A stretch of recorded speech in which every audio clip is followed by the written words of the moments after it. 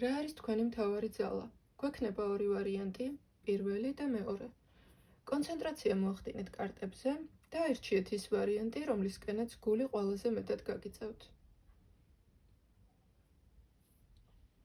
თუ უკვე აირჩიეთ ვარიანტი, გადავიდეთ განხილვაზე.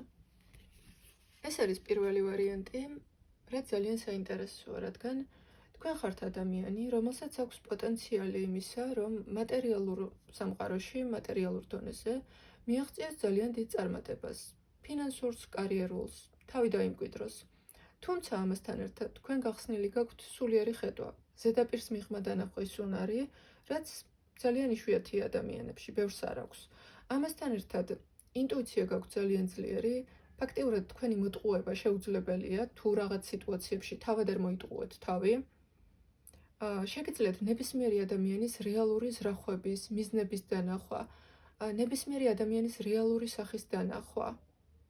ეს არის თქვენი მთავარი ძალა და თქვენი ამ რესურსის, ამ უნარების სწორად გამოყენების შემთხვევაში შეიძლება ითქვას, რომ თქვენი პოტენციალი არის უსასრულო.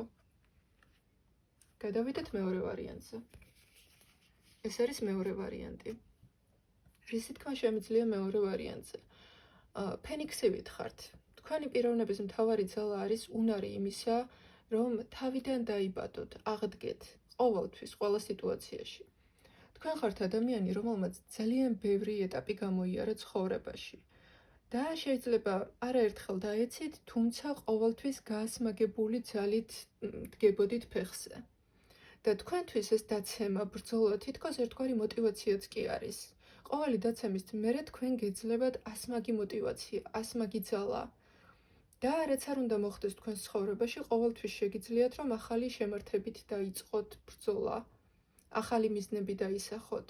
თქვენი ენერგია არის ცეცხლოვანი, მზის ენერგია.